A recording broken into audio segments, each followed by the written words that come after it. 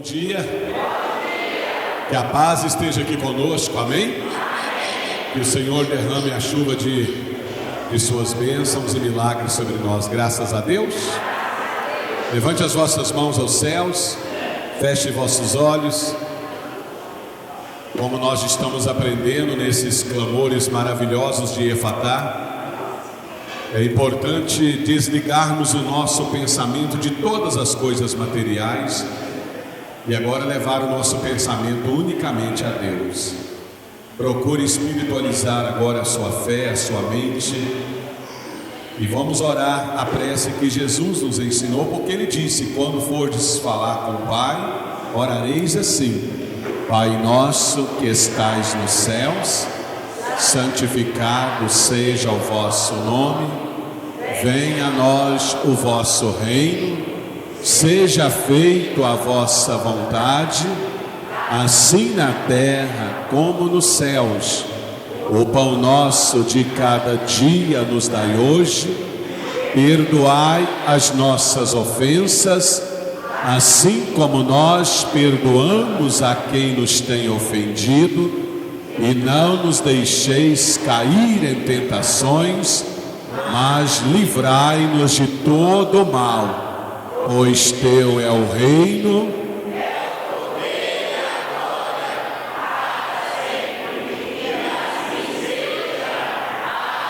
mantenha teus olhos fechados, mantenha as mãos erguidas aos céus. E se você marcou o encontro com Deus na manhã de hoje, então fala para Ele cantando: nesta manhã feliz, neste santo lugar, eu marquei o encontro com Deus. Deixa Deus ouvir a tua voz. Nesta manhã feliz, neste santo lugar, eu marquei um encontro com Deus. Seu amor é real, cante.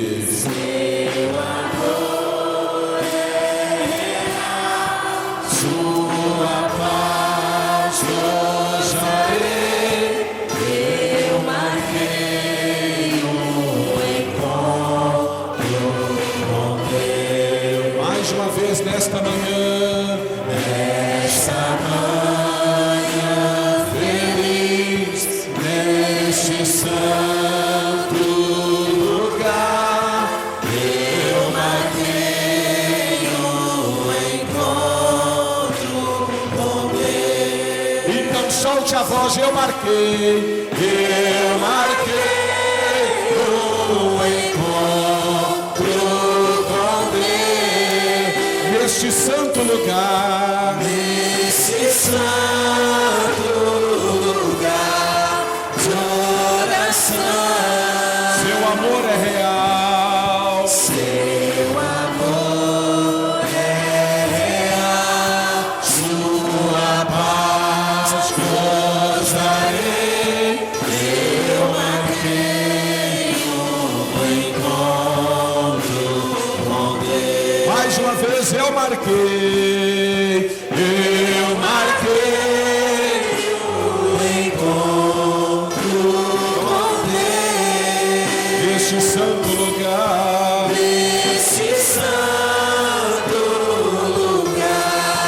de oração, seu amor é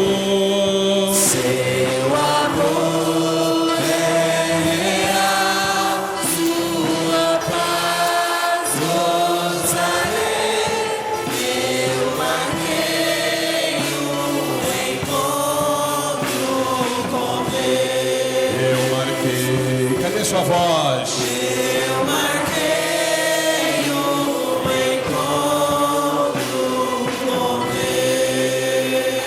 Diga assim: Senhor, eu venho nesta manhã cumprir o meu pacto. Eu marquei um encontro com o Senhor e peço que o Senhor ouça o meu clamor, que será dirigido aos teus ouvidos na manhã de hoje, em nome de Jesus. Amém? Deixa eu falar para você. Olha para cá.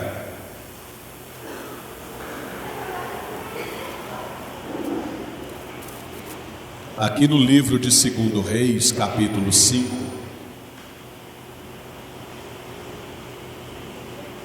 nós encontramos um milagre tremendo que Deus realizou na vida de um homem muito importante no seu país, na sua nação. A Bíblia diz que esse homem, ele era chefe, repete comigo assim, chefe do exército na Síria. Presta atenção, tá?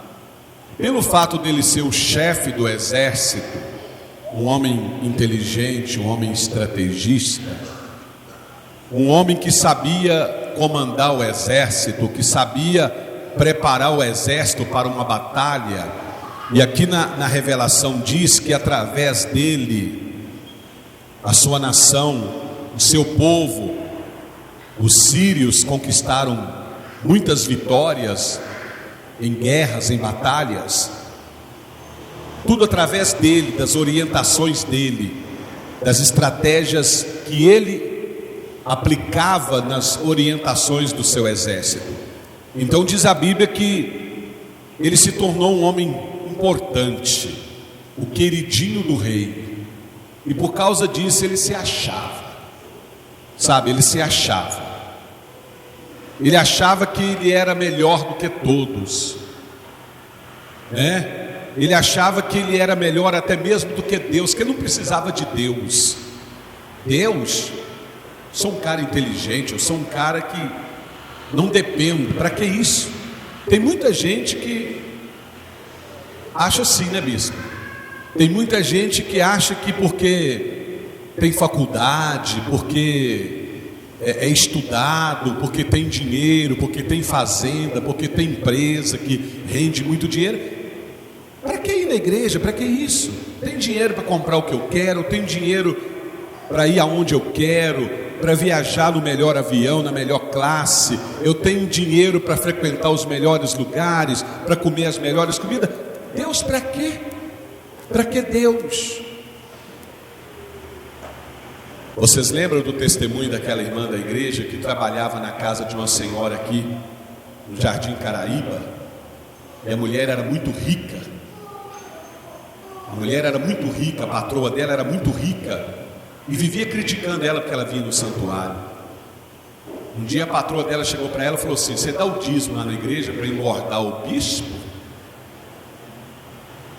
Você dá o dízimo lá na igreja? Ela virou para a patroa dela e falou assim: eu dou e dou com o maior prazer. Enquanto tiver gente igual você, os pastores andam só de carro zero, os pastores não precisam trabalhar. Aí ela virou para a patroa dela e falou: pelo contrário, se eles não trabalharem, Deus não sustenta a igreja, Deus não sustenta eles não. Aí um dia ela chegou para mim e falou para mim, eu peguei e falei: olha, não fica perdendo tempo não. Quando ela te fazer alguma pergunta, não dá resposta para ela não. Falei para ela: tem uma passagem na Bíblia que fala assim: não deis pérolas aos porcos. Deus considera essas pessoas ignorantes, essas pessoas que acham que o dinheiro é tudo, que o conhecimento da ciência humana é tudo. Deus chama essas pessoas de porcos. Na Bíblia está escrito: não deis comida santa para os cães e nem pérolas aos porcos.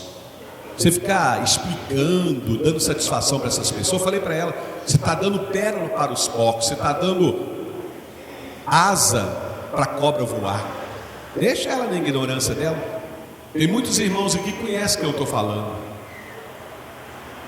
Tem muitos irmãos que conhecem. O nome dela é Shirley, esposa do Júnior, que foi cooperador na igreja há muitos anos. Gente, essa mulher descobriu um câncer. Essa patroa descobriu um câncer. Se vocês verem como que essa mulher morreu. Tem muita gente que lembra da Shirley dar o testemunho e falar na igreja, quando o santuário era aqui no bairro Oswaldo. A patroa dela morreu fedendo em cima de uma cama. Diz que a mulher fedia tanto que tiveram que isolar a casa. O quarto dela, onde ela ficava, que era o quarto de casal, o marido dela teve que largar o quarto só para ela, porque ele não dava conta de viver dentro do quarto. Tiveram que isolar, encarpetaram o quarto todinho, isolaram a porta para não sair o mau cheiro para fora, Diz que chegou a um determinado ponto tão que ela fedia tanto, ela apodreceu, o câncer apodreceu ela. Diz que até para poder almoçar, a casa era aquelas mansão de 2 andares, o quarto, os dormitórios ficavam em cima. Diz que lá embaixo, na copa, aonde eles almoçavam, o mau cheiro estava chegando lá, mesmo isolando o quarto. Diz que o mau cheiro estava saindo na rua. Essa mulher morreu fedendo. Ela morava ali no Jardim Caraíba. Diz que depois que ela faleceu, tiveram que vender a casa, tiveram que arrancar os armários embutidos, tudo, porque o mau cheiro infiltrou na madeira, naqueles móveis embutidos. Tiveram que arrancar tudo e pintar a casa, fazer uma reforma na casa, por causa da caatinga do câncer. Ela era muito arrogante. Ela era aquela que andava em cima do salto, sabe? Aonde ela chegava, ela era melhor do que todo mundo. E ela vivia zombando da Shirley, porque a Shirley vinha na igreja, porque a Shirley dava. Quando ela fazia o pagamento, ela falou: quanto você vai levar para a igreja? Aí por fim aí eu fui orientando a Shirley, ela parou de dar corda para ela. Ela já não respondia mais nada para ela. Mas foi assim, foi rápido. Descobriu o câncer, rapidamente ela ficou no estado de calamidade. Então a Bíblia fala que a pior doença chama-se arrogância. A pior doença é a arrogância, não é o câncer. O câncer é fruto da arrogância. O câncer não é a pior doença. Tem muita gente que teme o câncer. As pessoas tinham que temer a arrogância, narizinho empinado. As pessoas tiram o rei do coração e colocam na barriga e acham que é melhor do que todo mundo, porque tem dinheiro, porque tem uma mansão, porque tem estudo, porque tem faculdade.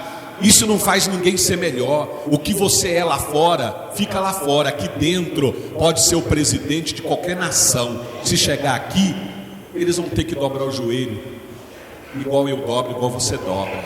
Igual o mendigo, se chegar aqui, vai ter que dobrar o joelho. Aqui dentro, Deus não está olhando faculdade, Deus não está olhando posição lá fora, não. Você está me entendendo? Sim ou não? Então a palavra de Deus fala que esse homem chamado Naamã, que era chefe do exército da Síria, ele foi afetado pela pior doença da época. Naquela época, a pior doença, no tempo de Naamã, a pior doença que existia se chamava lepra. Lepra. Todo mundo tinha medo do leproso, porque naquele tempo, se você estudar a Bíblia, você vai ver que naquela época, quando uma pessoa pegava lepra, ela tinha que ficar no isolamento. Ninguém podia tocar nela, igualzinho foi essa pandemia aí, quando estava no auge. Ninguém podia tocar numa pessoa que foi afetada pelo Covid. A lepra era dessa maneira. Quando uma pessoa era diagnosticada com a lepra, ninguém podia encostar nela. Quem encostasse nela era contaminado, segundo a lei. Está na Bíblia isso. Então Naamã pegou a pior doença. Ele ficou isolado dentro da casa dele. Isolado, você está entendendo? Diga amém. Um homem que tinha tanto empregado, sou Ideone, para carregar ele no colo. Ninguém quis trabalhar mais na casa dele de medo. Todo o serviço da casa ficou por conta da esposa dele. Todo o serviço da casa. Por fim, a esposa dele não estava dando conta de cuidar dele e cuidar da casa, que era muito grande. Aí então buscaram uma menina em Israel, em outro país, porque no país dele, na Síria, ninguém queria trabalhar na casa dele de medo da doença. Olha o que Deus fez com ele. Olha o que Deus fez com ele. Está escrito em 2 Reis capítulo 5. Depois você marca e lê em casa a história. Lê a história todinha para você ver. Todo o capítulo 5 de 2 Reis conta a história dele. A Bíblia fala que na nação dele não tinha ninguém que queria trabalhar dele. Mulher nenhuma, homem nenhum queria trabalhar na casa dele de medo da doença, de pegar a doença. Aí foram lá em Israel, em outra nação, e buscaram uma menina. Quando essa menina chegou lá, que olhou para ele, viu ele naquela situação, ela chegou para a esposa dele, que era a patroa dela, e falou assim: se o meu senhor, ou seja, se o meu patrão conhecesse o profeta, o homem de Deus que tem lá em Israel, ele não estaria no estado que ele está. A esposa correu lá no quarto, porque ninguém tinha coragem de entrar dentro do quarto, só a esposa dele. A esposa correu dentro do quarto, virou para ele e falou assim: a menina que mandaram aí para me ajudar a cuidar da casa de você, diz assim que lá em Israel tem um homem. Se você conhecesse ele, você não estaria no jeito que você está. Falou: chama essa menina aqui agora. A esposa foi lá e levou a menina lá dentro do quarto. Ele falou: me fala que homem é esse. Ela falou assim: esse homem se chama Eliseu, um profeta de Deus. Se o Senhor conhecesse ele, o Senhor não estaria do jeito que o Senhor está. Na mesma hora ele pegou a caneta, porque naquela época não era igual hoje, naquela época não tinha internet, não tinha esses meios de comunicação, não. Era tudo à base da caneta. Ele pegou a caneta, na mesma hora escreveu uma carta para o seu rei. Para o seu rei. Pediu que o rei dele entrasse em contato com o rei de Israel, com o governo de Israel, e se informasse quem era esse homem que essa menina estava falando. Pegou todas as informações. Quando a informação chegou para ele, ele chamou 2 empregados e ele falou: prepara o cavalo. Porque naquela época não existia esses carros hoje tem não, era tudo à base do cavalo. Quem era rico tinha cavalo. Ele mandou preparar os 2 cavalos. Prepara os cavalos que nós vamos para Israel agora. O homem saiu doente de cima da cama. O homem saiu enfermo, com dor no cavalo. O homem era tão arrogante que a Bíblia fala que ele foi levando um saco de ouro e prata. Eu vou levar muito ouro e muita prata, porque se eu chegar lá, ele me cobrar, eu pago. Eu não quero sair de lá e o meu nome ficar lá em Israel, como eu estou devendo favor para ninguém. Olha como é que o cara era arrogante. O que ele me cobrar eu vou pagar. Eu sou Naamã, eu sou chefe do exército da Síria. O que ele cobrar eu tenho dinheiro para pagar. A única coisa que eu quero é que ele ponha a mão dele na minha cabeça, invoca o Deus dele e me cura. E foi levando ouro e prata. Quando ele chegou lá em Israel, na casa do profeta, o profeta já estava esperando por ele.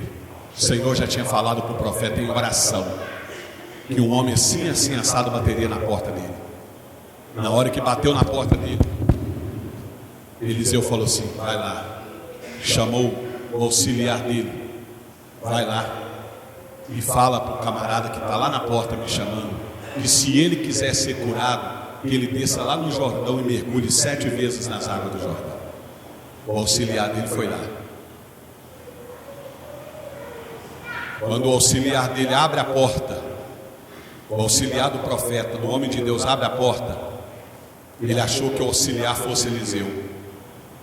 O rapaz virou para ele e falou assim: olha, o meu Senhor, a quem você veio aqui atrás, a procura, me mandou te dizer o seguinte: que se você quer ser curado dessa lepra, você vai descer lá no Rio Jordão e vai mergulhar 7 vezes seguidos, sem faltar uma vez. Quê? Como se não tivesse ouvido. Quê? Ele falou: é isso mesmo que o Senhor acabou de ouvir. Se o Senhor quer ser curado, só vai descer lá no Jordão e vai mergulhar 7 vezes. Ó, rapaz, espera aí.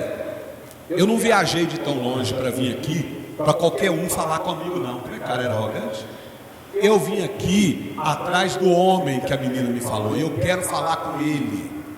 Vai lá e volta lá dentro e fala para ele que quem está aqui não é ninguém menos do que o chefe do exército do rei da Síria. Fala para ele que é Naamã que está aqui. O rapaz olhou para ele e falou assim: meu senhor, a ordem é esta. Eu cumpro a ordem do meu profeta, eu não cumpro a ordem do Senhor. A ordem é essa: se quer ser curado, vai lá. E ele ficou bravo, ele ficou revoltado, ele ficou arrogante. Os 2 empregados que ele levou na viagem para ajudar ele, chegou para ele, chamou ele em secreto, falou assim: ô meu senhor, qual o motivo o senhor está tão nervoso? Os próprios empregados chamaram a atenção dele. Falou: qual o motivo o senhor está tão nervoso? O profeta não está te mandando, não está te pedindo nada demais. Ele apenas pediu para o senhor ir lá e mergulhar 7 vezes para ser curado. Vai lá, meu senhor. Os próprios empregados chamou a atenção dele. Vai lá. Por que essa arrogância toda? Para que essa revolta toda, meu senhor? Ele não está te cobrando nada. Vai lá e mergulha 7 vezes.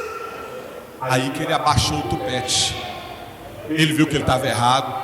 Ele abaixou o tupete, foi lá no Jordão e, como diz a Bíblia, depois você vai ler se você tiver curiosidade, 2 Reis capítulo 5, ele foi lá e mergulhou 7 vezes. Quando ele completou o 7º mergulho, que ele saiu de dentro do rio, a Bíblia diz que a pele dele, que estava toda cheia de lepra, minando sangue, estava limpa, como a pele de uma criança recém-nascida. Glória a Deus. Aleluia. Amém, minha igreja? É isso que o Senhor quer fazer na sua vida aqui hoje. Não chega aqui só para chegar, não. Não vem aqui só para sentar na cadeira e o bispo molhar seu pé, não. Vem na humildade, vem na fé. Porque o mesmo Deus que curou Naamã ao mergulhar 7 vezes no Jordão é o Deus que eu sirvo, é o Deus que eu prego, é o Deus que você serve. É o Deus da justiça, é o Deus da humildade. Ele fala que os humildes sairão daqui exaltados na manhã de hoje. Amém? Você quer ser abençoado? Você quer sair daqui hoje uma pessoa exaltada, abençoada? Então você vai tirar o seu calçado agora e você vai vir aqui como Naamã foi até as águas do Jordão. Você vai sair do seu lugar, você vai vir aqui do mesmo jeito que Naamã foi até as águas do Jordão.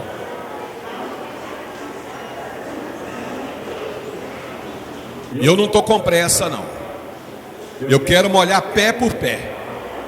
E quero determinar a bênção do Pai, Filho e Espírito Santo. E depois nós vamos orar e vamos determinar a bênção de Efatá.